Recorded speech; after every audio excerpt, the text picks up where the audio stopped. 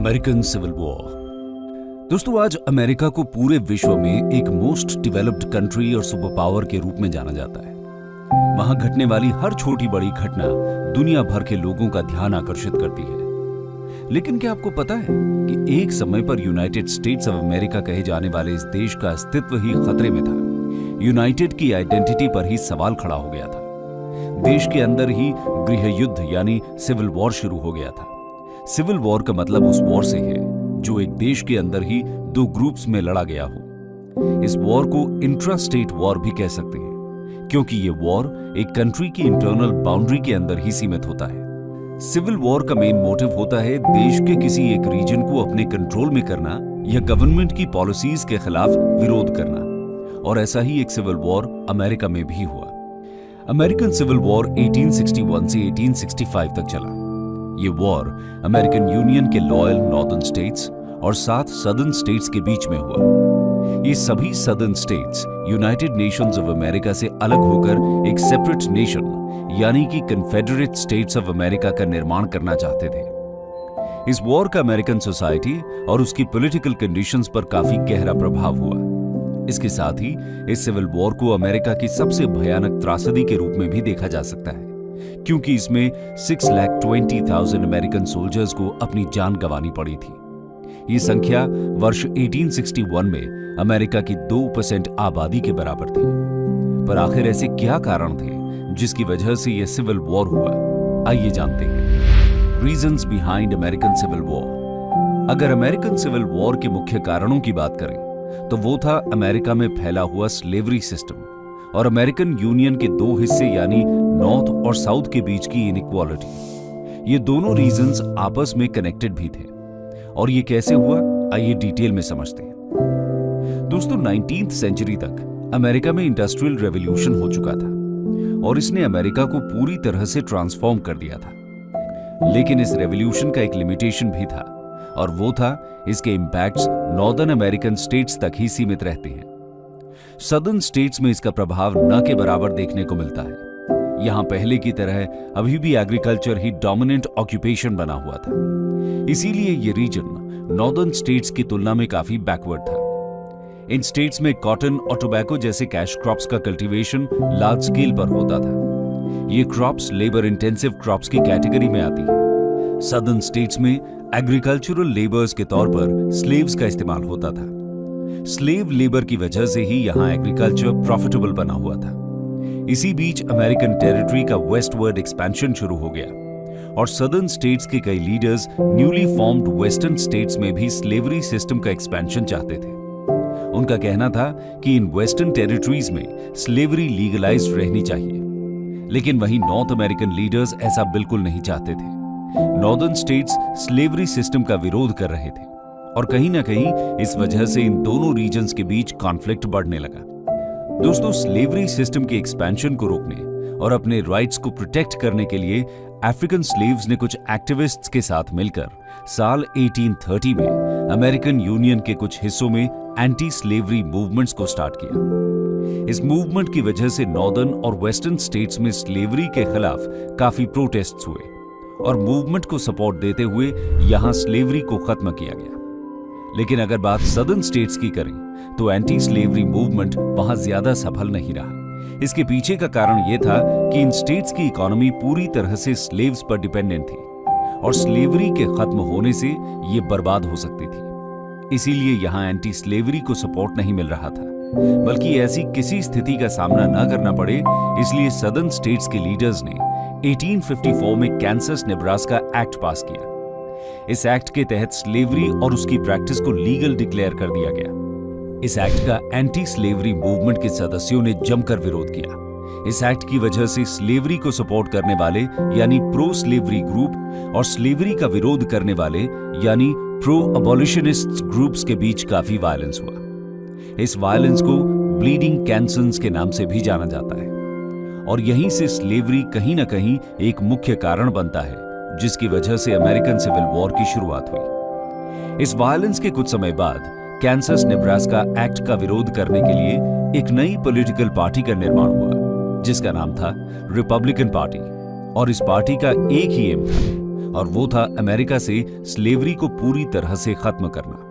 नवंबर 1860 के इलेक्शंस में इसी पॉलिटिकल पार्टी के लीडर एब्राहम लिंकन को यूनाइटेड स्टेट्स ऑफ अमेरिका का प्रेसिडेंट चुना गया। एब्राहम लिंकन ने अपने इलेक्शन कैंपेन में स्लेवरी को अबॉलिश करने का प्रॉमिस किया हुआ था। अब उनके प्रेसिडेंट बनने से सदर्न स्टेट्स के मन में डर बैठ गया कि वो अपना इलेक्शन प्रॉमिस पूरा जरूर करेंगे और स्लेवरी को बैन कर देंगे। इससे सदर्न स्टेट्स की इकोनॉमी पूरी तरह से चौपट हो सकती थी और इसी कारण सदर्न स्टेट्स खुद को जल्द से जल्द यूनियन से अलग कर देना चाहते थे और अपना एक इंडिपेंडेंट नेशन बनाना चाहते थे, जहां अमेरिकन प्रेसिडेंट द्वारा बनाए गए किसी भी नियम कानून को फॉलो न किया जाए। और उन्होंने ऐसा ही किया। एब्राहम लिंकन के प्रेसिडेंट बनने के लगभग 3 महीने के अंदर ही अमेरिका के 7 सदर्न स्टेट्स ने खुद को यूनाइटेड स्टेट्स ऑफ अमेरिका से अलग करके स्वतंत्र राज्य कन्फेडरेट स्टेट्स ऑफ अमेरिका का निर्माण किया और इसी के साथ अमेरिकन यूनियन के 2 टुकड़े हो गए। अमेरिकन यूनियन के 2 टुकड़े होते देखना एब्राहम लिंकन के लिए काफी निराशाजनक था। वो किसी भी कीमत पर अमेरिकन यूनियन को बनाए रखना चाहते थे और इसी कारण से अमेरिका में सिविल वॉर की शुरुआत हो जाती है, जहां एक तरफ यूनियन आर्मी थी और दूसरी तरफ कन्फेडरेट्स ऑफ सदर्न स्टेट्स। तो आइए अब डिटेल में इस वॉर के सभी इंपॉर्टेंट इवेंट्स को देखते हैं। Main events in American civil war.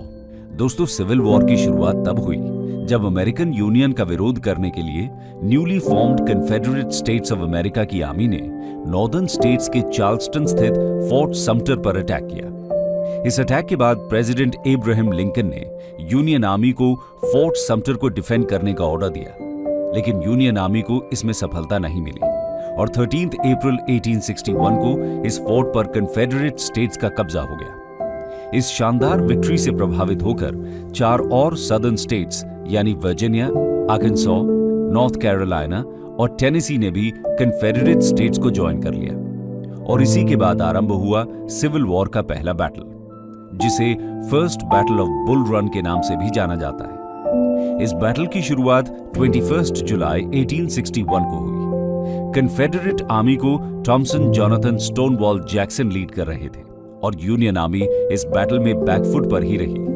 उनके कई सोल्जर्स को इसमें अपनी जान गंवानी पड़ी। इस बैटल के बाद दोनों साइड्स को इस बात का एहसास हो चुका था कि ये वॉर काफी लंबे समय तक चलने वाला है। इसी वजह से दोनों ही आर्मीज ने लार्ज स्केल मोबिलाइजेशन शुरू कर दिया। First battle of bull run के बाद जनरल विनफील्ड स्कॉट, जो यूनियन आर्मी के सुप्रीम लीडर थे, उन्हें भी रिप्लेस कर दिया गया और जॉर्ज बी मैकेलन को यूनियन आर्मी का लीडर बनाया गया। अगर कन्फेडरेट आर्मी की बात करें तो उसे भी अब जनरल रॉबर्ट ई ली लीड कर रहे थे। Second battle of bull run 29 अगस्त 1862 को शुरू हुआ। इस सेकेंड बैटल में भी ली द्वारा लेड कन्फेडरेट आर्मी की जीत हुई और यूनियन आर्मी को फिर से हार का सामना करना पड़ा। लेकिन इस हार के बाद भी मैकेलन और उनके ट्रूप्स ने हार नहीं मानी और उन्होंने अपनी गलती से सीख लेते हुए फिर से अपनी आर्मी का पुनर्गठन कर कन्फेडरेट स्टेट्स के खिलाफ 14 सितंबर को मैरीलैंड में जंग का ऐलान कर दिया। इस जंग में आखिरकार यूनियन आर्मी को जीत हासिल हुई और वो कन्फेडरेट आर्मी को शार्प्सबर्ग और आसपास के रीजन से खदेड़ने में भी सफल रही और इसी के बाद अमेरिकन सिविल वॉर का नया अध्याय शुरू हुआ, जिसका नाम था बैटल ऑफ शार्प्सबर्ग। बैटल ऑफ शार्प्सबर्ग 17 सितंबर को फाइट किया गया। इस बैटल को सिविल वॉर की सबसे दर्दनाक और भयानक बैटल के रूप में भी जाना जाता है। ऐसा इसलिए था क्योंकि इस बैटल में यूनियन आर्मी के 69,000 और सदर्न स्टेट्स के 52,000 सैनिकों की जान गई। इतने सारे सैनिकों की मृत्यु के बावजूद इस बैटल में यूनियन आर्मी की जीत हुई और वो कन्फेडरेट आर्मी को वर्जीनिया और उसके आसपास के एरिया से भगाने में सफल हुए। लेकिन सिविल वॉर का अंत अभी भी नजर नहीं आ रहा था। ऐसे में अमेरिकन प्रेसिडेंट एब्राहम लिंकन ने एक दांव खेला, जिसने वॉर में यूनियन की जीत का रास्ता साफ कर दिया। आइए जानते हैं क्या था यह दांव। Issuing of emancipation proclamation. दोस्तों, प्रेसिडेंट लिंकन ने इमेंसिपेशन प्रोक्लेमेशन इशू किया। इस प्रोक्लेमेशन के तहत सदर्न स्टेट्स के सभी स्लेव्स को फ्री कर दिया गया। यहां से यूनियन आर्मी में उनके शामिल होने का रास्ता साफ हो गया और उन्हें ऐसा करने के लिए प्रोत्साहित भी किया गया। इमेंसिपेशन प्रोक्लेमेशन के जरिए प्रेसिडेंट लिंकन ने न सिर्फ अमेरिकन स्लेव पॉपुलेशन का सपोर्ट पूरी तरह से अपनी तरफ कर लिया और यूनियन आर्मी को स्ट्रांग बनाया, बल्कि इससे इंटरनेशनल कम्युनिटी का सपोर्ट भी वो अपनी तरफ करने में सफल हुए। दरअसल ब्रिटेन जैसे देश सदर्न अमेरिकन स्टेट से रॉ मटेरियल इंपोर्ट करते थे, जो उनकी इंडस्ट्रीज के लिए काफी इंपॉर्टेंट था। ऐसे में चांसेस थे कि सिविल वॉर में ब्रिटेन सदर्न स्टेट्स को सपोर्ट देने लगे, लेकिन क्योंकि ब्रिटेन ऑलरेडी अपने यहां स्लेवरी को अबॉलिश कर चुका था और इंटरनेशनल कम्युनिटी में वो उसका सपोर्ट नहीं कर सकता था, इसीलिए इमेंसिपेशन प्रोक्लेमेशन के जरिए लिंकन ने सिविल वॉर को पूरी तरह से प्रो स्लेवरी और एंटी स्लेवरी डिबेट में तब्दील कर दिया और इंटरनेशनल कम्युनिटी का सपोर्ट यूनियन की तरफ कर दिया। इस प्रोक्लेमेशन के बाद लगभग 1,86,000 स्लेव वर्कर्स को फ्री कर उन्हें यूनियन आर्मी में एडमिट कर लिया गया, जिससे यूनियन आर्मी बहुत स्ट्रांग बन गई। इसके साथ ही साथ स्लेव्स के फ्री हो जाने के कारण सदर्न स्टेट्स की इकोनॉमी भी चौपट हो गई और यहीं से सिविल वॉर के अंत की शुरुआत हो गई। Ending of civil war. इस सिविल वॉर में एक अहम मोड़ तब आया जब स्ट्रांग बन चुकी यूनियन आर्मी की कमान यूलिसीज एस ग्रांट को दी गई और उन्होंने यूनियन आर्मी को इतने अच्छे से ट्रेन किया कि यूनियन आर्मी ने कन्फेडरेट आर्मी को हराकर 1863 तक विक्सबर्ग और चैटनूगा जैसे एरियाज पर कब्जा कर लिया। यूलिसीज एस ग्रांट की इस शानदार जीत से प्रभावित होकर इब्राहिम लिंकन ने 1864 में उन्हें यूनियन आर्मी की सुप्रीम कमांडर की उपाधि सौंप दी। इस उपाधि को एक्सेप्ट कर ग्रांट ने सदर्न स्टेट्स की तरफ इन्वेजन चालू किया और कन्फेडरेट आर्मी के लीडर ली की सेना, जो उस समय वर्जीनिया में मौजूद थी, उनके ऊपर अटैक शुरू कर दिया। यूनियन आर्मी के अटैक्स इतने भयंकर थे कि इसमें कन्फेडरेट आर्मी के कई हजार सैनिकों की जान गई। कुछ ही समय बाद ग्रांट और उनके सैनिकों ने सदर्न स्टेट्स में ट्रेडिंग के लिए यूज किए जाने वाले सबसे स्ट्रेटेजिक रेल सेंटर, जो पीटर्सबर्ग में स्थित था, उसको अपने कब्जे में ले लिया। उसके बाद धीरे धीरे यूनियन आर्मी ने कन्फेडरेट स्टेट्स के अन्य हिस्से जैसे अटलांटा, साउथ कैरोलिना, गोल्ड्सब्रो एटसेट्रा को 1865 तक अपने कब्जे में ले लिया। इन सब के बावजूद रॉबर्ट ली और उनकी कन्फेडरेट की सेना ने हार नहीं मानी और उन्होंने यूनियन द्वारा कंट्रोल किए गए फोर्ट स्टेडमन पर 25 मार्च को अटैक किया, पर उनकी ये कोशिश भी नाकामयाब रही और कन्फेडरेट आर्मी को अपोमैटिक्स रिवर के पास अटैक करते वक्त यूनियन आर्मी ने 9 अप्रैल को चारों तरफ से घेर लिया। चारों तरफ से घिर जाने के बाद कन्फेडरेट आर्मी ने यूनियन आर्मी के सामने सरेंडर कर दिया और अपनी हार कबूल की। ये सरेंडर मोमेंट अमेरिकन हिस्ट्री में सबसे इंपॉर्टेंट मोमेंट में से एक माना जाता है, पर इस मोमेंट को अमेरिकन प्रेसिडेंट इब्राहिम लिंकन कभी एक्सपीरियंस नहीं कर पाए, क्योंकि इससे पहले ही 14 अप्रैल को उनकी हत्या कन्फेडरेट आर्मी के एक लॉयलिस्ट जॉन विल्किस बूथ द्वारा कर दी गई। ऐसे में जनरल शर्मन, जो नॉर्दर्न कैरोलिना से बिलोंग करते थे, उन्होंने कन्फेडरेट आर्मी का सरेंडर एक्सेप्ट किया और इसी के बाद 26 अप्रैल 1865 को यह सिविल वॉर ऑफिशियली खत्म हुआ। आइए अब जानते हैं कि आखिर इस वॉर का अमेरिका के ऊपर आगे चलकर क्या इंपैक्ट पड़ा। Impact of American civil war. Southern Confederate की हार के बाद अमेरिकन कॉन्स्टिट्यूशन में 13th, 14th and 15th amendments add किए गए, जिसके तहत अमेरिका से पूरी तरह से स्लेवरी को अबॉलिश किया गया और साथ ही साथ यूनाइटेड स्टेट्स ऑफ अमेरिका को एज अ नेशन नए सिरे से डिफाइन किया गया। इस नई डेफिनेशन के according United states of America अब कई स्टेट्स का समूह न बनकर एक इनडिविजिबल यूनाइटेड नेशन है, जिसके कभी भी टुकड़े नहीं हो सकते।